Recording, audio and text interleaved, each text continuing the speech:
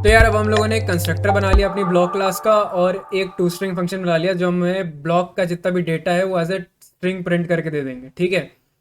तो यार अब थोड़ा सा आगे बढ़ते हैं और यार अब एक जेनेसिस ब्लॉक बना लेते हैं। ठीक है। तो यार उसके लिए हम लोग जो है इस ब्लॉक क्लास में एक और फंक्शन बनाते हैं। ठीक है। जिसका नाम हम लोग रखेंगे जेनेसिस। ठीक है। और इस पे अपन एक आइडेंटिफायर डाल देते हैं जिस स्टैटिक। तो यार स्टैटिक आइडेंटिफायर क्या करेगा? तो स्टैटिक आइडेंटिफायर से क्या होगा कि हम लोग इस फंक्शन को कहीं और पे मतलब कहीं पे भी एक्सेस कर पाओगे इसको तुम लोग बिना उस क्लास का इंस्टेंस बनाए। ठीक है।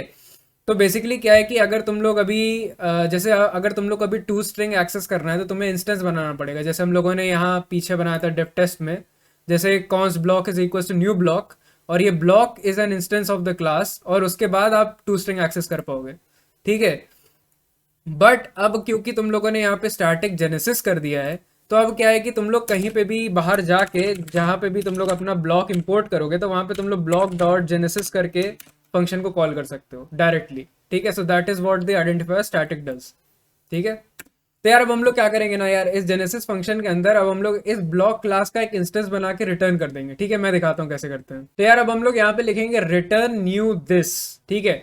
तो अब ये क्या है? तो बेसिकली यहाँ पे हम लोग एक यहाँ पे दिस जो है ये रिप्रेजेंट कर रहा है हमारी ब्लॉक क्लास। ठीक है। अब यहाँ पे पहले ये अपना ऑब्जेक्ट रिप्रेजेंट कर रहा था क्योंकि इसमें स्टैटिक कीवर्ड नहीं लगा था, हमें एक इंस्टेंस बनाना पड़ रहा था और वो इंस्टेंस वहां पे दिस था। ठीक है। अब क्योंकि ये स्टैटिक है और अब हमें इसका इंस्टेंस बनाने की ज़रूरत नहीं है तो यहाँ पे जब आप दिस लिखोगे तो ये आपकी ब्लॉक क्लास इटसेल्फ रिप्रेजेंट करेगा। मतलब when you are writing this inside of a static function it represents your class block. ठीक है। तो बेसिकली क्या है कि दिस के अंदर आप इसकी कंस्ट्रक्टर की वैल्यूज पास कर सकते हो और आपको ये रिटर्न कर देगा एक new instance as a genesis block. तो अब हम लोग दिस के अंदर यहाँ पे टेम्परेरी वैल्यूज कुछ डाल लेते हैं और एक जेनेसिस ब्लॉक बना के देखते हैं। तो यार अब मैंने यहाँ पे इसमें टेम्परेरी वैल्यूज डाल दी हैं। ठीक है। तो यार अब अगर हम लोग इसको अपने कंस्ट्रक्टर से कंपेयर करें, ठीक है, तो यहाँ पे सबसे पहले हम लोगों ने टाइम स्टैम्प पास किया जो कि हम लोगों ने जेनेसिस टाइम ले लिया है। ठीक है। उसके बाद हम लोगों ने एक लास्ट हैश प्रोवाइड किया है, करंट हैश प्रोवाइड किया है। अब यहाँ पे मैंने एक एम्प्टी अरे पास कर दिया जो कि हमारा फर्स्ट डेटा रिप्रेजेंट करेगी हमारी ब्लॉकचेन पे। ठीक है। अब क्योंकि क्या है कि हमारे पास अब हम लोग एक एक्चुअल लाइक प्रोडक्शन बिल्ड नहीं बना रहे हैं तो हम लोग के पास कोई एक्चुअल डेटा नहीं है यहाँ पे डालने के लिए फॉर जेनेसिस ब्लॉक। तो अभी फिलहाल के लिए हम लोग इसको एज एन एम्प्टी अरे स्टोर करेंगे कि डेटा अभी हमारे फर्स्ट जेनेसिस ब्लॉक के लिए खाली है और इसके बाद से जब कुछ ट्रांजेक्शन होंगी बाद में हमारी ब्लॉकचेन पे तो यार हम लोग उसे रिप्रेजेंट करेंगे inside of that data array. ठीक है। तो यार अब हम लोगों ने ये स्टैटिक जेनेसिस फंक्शन बना लिया तो यार अब इसको फटाफट डेव टेस्ट फाइल में जाके टेस्ट कर लेते हैं। तो यार अब हम लोग डेव टेस्ट में आ गए हैं तो यार यहाँ पे हम लोग डायरेक्टली कंसोल लॉग मार सकते हैं ब्लॉक डॉट जेनेसिस करके। ठीक है। क्योंकि अब हम लोग को उसका एक इंस्टेंस बनाने की जरूरत नहीं क्योंकि वो स्टैटिक फंक्शन है। ठीक है। तो यार हम लोगों ने यहाँ पे अपना ब्लॉक डॉट जेनेसिस कॉल किया डायरेक्टली और ये हमें जेनेसिस ब्लॉक दे देगा और जिसे हम कंसोल लॉग करेंगे। तो अब बेसिकली क्या है कि इसको देखने के लिए हम लोग अपना पुराना टू स्ट्रिंग फंक्शन भी कॉल कर लेते हैं। ठीक है। तो यार इस पर टू स्ट्रिंग लगा देते हैं और ये अपने को कॉन्सोल लॉग कर देगा वो पूरी स्ट्रिंग में कि हमारे जेनेसिस ब्लॉक में क्या डेटा है। अब तुम लोग सोच रहे हो यार तुमने तो यार यहाँ पे तो तुमने ब्लॉक डॉट टू स्ट्रिंग किया था, ये कैसे तुमने कर दिया block dot genesis dot to string? ठीक है। तो बेसिकली हम लोगों ने देखो हम लोगों ने यहाँ ब्लॉक में क्या किया था, हम लोग एक इंस्टेंस रिटर्न कर रहे हैं यहाँ पे। तो बेसिकली तुम यहाँ पे ब्लॉक ही रिटर्न कर रहे हो जेनेसिस के अंदर। ठीक है। तो यार यहां से ये ब्लॉक तुम रिटर्न कर दोगे तो यहां पे ये जो है तुम्हारा ब्लॉक डॉट जेनेसिस ये एक्चुअली ब्लॉक रिप्रेजेंट कर रहा है as an instance of that class block जिसको अपन डायरेक्टली एक्सेस कर ले रहे हैं। ठीक है। तो यहाँ पे हम लोग ब्लॉक डॉट जेनेसिस लिख के उस पर टू स्ट्रिंग कॉल करके और हम लोग इसको कंसोल पे देख सकते हैं कि यार हमारा जेनेसिस ब्लॉक क्या है। ठीक है। तो यार अब फटाफट जाते हैं कंसोल पे और चेक कर लेते हैं कि यार अपना जेनेसिस ब्लॉक चल रहा है कि नहीं। तो यार अब मैं आ गया अपने कंसोल में और हम लोग फटाफट npm रन डेव टेस्ट मारेंगे और इंटर दबा देंगे। ठीक है। और वेट करेंगे हमारे कंसोल लॉग्स का। ठीक है। तो यार यहाँ पे हम लोग के दोनों console log statement successfully print हो गए, मतलब कि हमारा पुराना वाला ब्लॉक भी चल रहा है और हमारा जेनेसिस ब्लॉक भी चल रहा है। तो यार यहाँ पे हम लोग देख सकते हैं जो हम लोगों ने पिछली बार अपना ब्लॉक बनाया था, यहाँ पे हम लोगों ने उसमें 4 फैब और नॉन्स की value, last hash, current hash, data सब डाला हुआ है।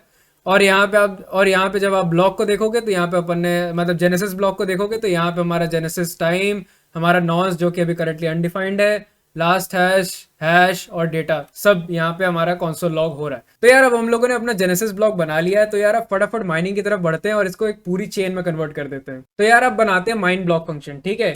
तो यार इसको मैं नाम दे देता हूँ सिंपल माइंड ब्लॉक, ठीक है। और इसको भी हम लोग स्टैटिक ही रखते हैं, ठीक है, ताकि अपन इसको डायरेक्टली एक्सेस कर सकें। तो यार माइंड ब्लॉक में हम लोग को थोड़े से आर्ग्यूमेंट्स पास करने पड़ेंगे to actually mine a block. तो यार माइंड ब्लॉक के लिए अपने को क्या क्या चाहिए, अपने को पिछला ब्लॉक चाहिए, और अपने को एक्चुअली जो डेटा चाहिए जो अपना अपन जो न्यू ब्लॉक में डालेंगे तो वो चाहिए अपने को, ठीक है। क्योंकि आप एक ब्लॉक माइन करोगे तो उसके अंदर कुछ डेटा स्टोर होगा, ठीक है, तब जाके वो एक ब्लॉक बनेगा और ब्लॉकचेन पे ऐड होगा।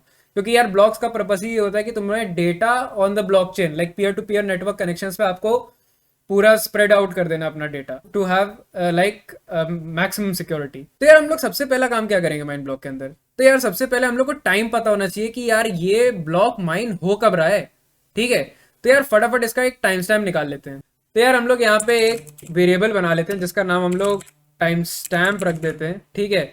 और इसको अपन नेटिव जावास्क्रिप्ट का एक ऑब्जेक्ट होता है डेट, ठीक है, वो हम लोग को प्रोवाइडेड होता है जावास्क्रिप्ट की तरफ से, जिसपे हम लोग अपनी डेट कभी भी पता लगा सकते हैं कि यार अभी की डेट क्या है। तो यार अगर हम लोग को अभी की डेट चाहिए तो अपन लिखेंगे डेट डॉट नाउ, ठीक है, और हमें करंट डेट ये प्रोवाइड कर देगा हमारे टाइम स्टैम्प वेरिएबल के अंदर, ठीक है।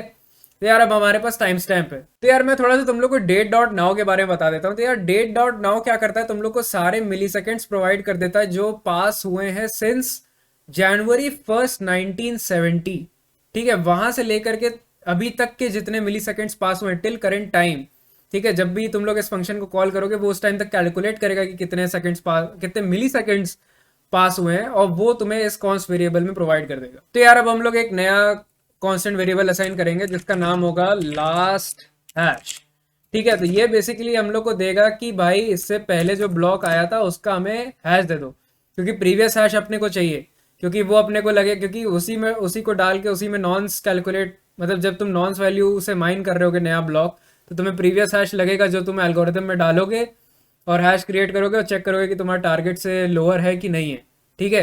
तो अभी हम लोग क्या करेंगे कि यहाँ पे लास्ट ब्लॉक डॉट हैश कर लेंगे, ठीक है। अब यहाँ पे हम लोग पूरा का पूरा एक ब्लॉक ऑब्जेक्ट प्रोवाइड करेंगे हमारी ब्लॉक क्लास का, ठीक है।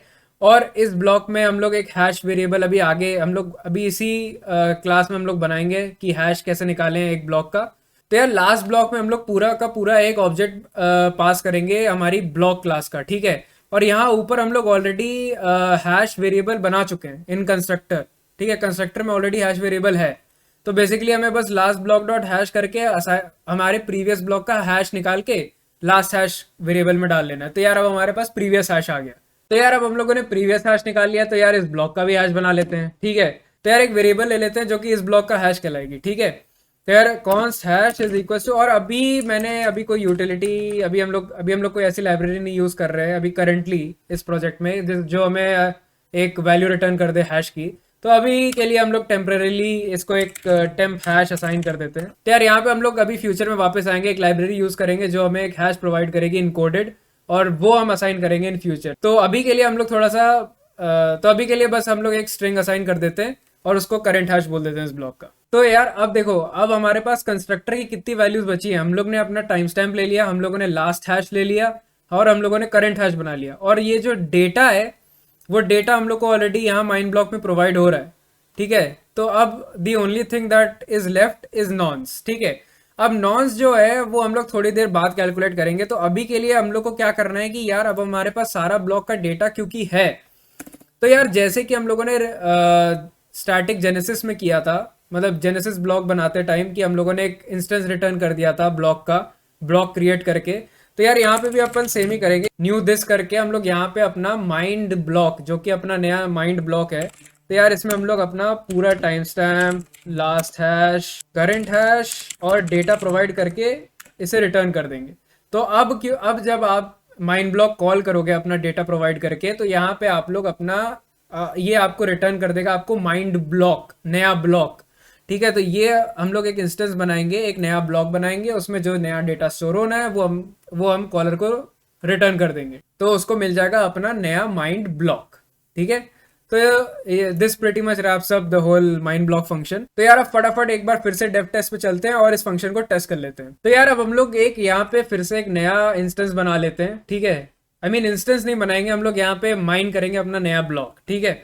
तो यार यहाँ पे अपन कौन से ले लेते हैं, माइंड ब्लॉक, ठीक है, तो ये हमें इस वेरिएबल में अपन स्टोर करेंगे हमारा नया माइंड ब्लॉक। तो अब हम लोग क्या करेंगे, हम लोग अपने ब्लॉक क्लास का हम लोग अपना माइंड ब्लॉक फंक्शन कॉल करेंगे। ठीक है, तो अब हम लोग इसमें क्या प्रोवाइड कर सकते हैं, हमें इसमें एक ब्लॉक प्रोवाइड करना है और हमें इसमें डेटा प्रोवाइड करना है। ठीक है, तो अब क्या है कि हमारे पास ऊपर जो है, अब यहाँ पे आप लोग देख सकते हो हमारे पास दो ब्लॉक ऑलरेडी बने हुए हैं। ठीक है, एक तो हम लोग का ये ब्लॉक जो हम लोगों ने बनाया था, ठीक है, और दूसरा हम लोग एक्चुअली जेनेसिस ब्लॉक को डायरेक्टली कॉल कर सकते हैं।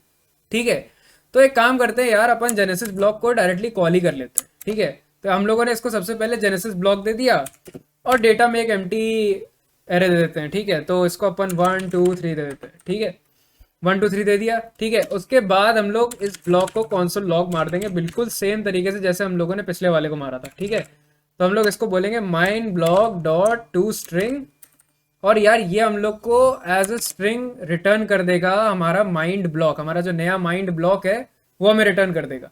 ठीक है, तो यार अब फटाफट से कंसोल पे चलते हैं और चेक करते हैं यार ये हमारा माइंड ब्लॉक फंक्शन चल रहा है कि नहीं चल रहा है। तो यार जैसा कि यहाँ पे देख सकते हैं यार एक एरर आ गई है। ठीक है, तो यार अगर तुम लोग भी मेरे साथ पूरा पूरा कोड फॉलो कर रहे थे ब्लाइंडली, ठीक है, तो यार मैंने एक गलती कर दी है अपनी ब्लॉक डॉट जेएस में लाइन नंबर 25 में, कि मैंने लास्ट ब्लॉक डॉट हैश को एक फंक्शन बना दिया है। ठीक है, तो वो फंक्शन नहीं होगा, वो पैरेंथेसिस के बिना होगा क्योंकि वो वेरिएबल है।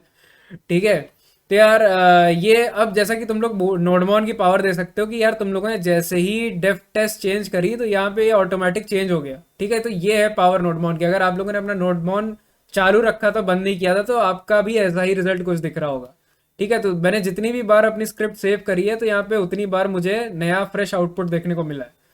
ठीक है, तो यार अब एक काम करते हैं, फटाफट जाते हैं यार ये एरर ठीक कर लेते हैं। तो यार अब मैं आ गया अपनी ब्लॉक जेएस में, फटाफट से ये पैरेंथेसिस डिलीट करके सेव कर लेते हैं और वापस से कंसोल पे चलते हैं। तो यार अब जैसा कि तुम लोग देख सकते हैं यार हम लोग का नया ब्लॉक माइन हो गया है। तो यार यहाँ पे देख सकते हो हमारा नया टाइम स्टैम्प जो कि मिली सेकेंड्स है, from January 1st 1970 to my current date. तो तुम लोग एक्चुअली पता लगा सकते हो कि मैंने किस टाइम ये वीडियो रिकॉर्ड करी है। ठीक है, और यहाँ पे नॉन्स क्योंकि हम लोगों ने अभी डिफाइन नहीं किया है तो अनडिफाइंड आ रहा है। फिर जो लास्ट हैश जो हम लोगों ने जेनेसिस ब्लॉक का जो हैश था वो है, और करंट हैश जो हम लोगों ने टेम्प हैश अभी दिया हुआ है टेम्परेरीली, सो टेम्प हैश, और डेटा एरे जो हम लोगों ने पास करी थी 1 2 3 वो यहाँ पे हम लोग को वैसे की वैसे ही दिख रही है। तो यार अब फाइनली हम लोग का माइंड ब्लॉक भी काम कर रहा है। तो यार अब एक काम करते हैं यार, अपनी नेक्स्ट वीडियो में जो है ना यार ये टेम्प हैश को थोड़ा सा फिक्स कर लेते हैं। ठीक है, क्योंकि यार अब हम लोग क्रिप्टोग्राफिक एल्गोरिथम्स को समझ चुके हैं कि वो कैसे काम करती है और क्या करती है। तो यार अब थोड़ा चलते हैं, थोड़ी सी नई लाइब्रेरीज ऐड करते हैं हमारे प्रोजेक्ट में, और यार एक क्रिप्टोग्राफिक हैश से इनकोड कर देते हैं हमारे पूरे ब्लॉक को।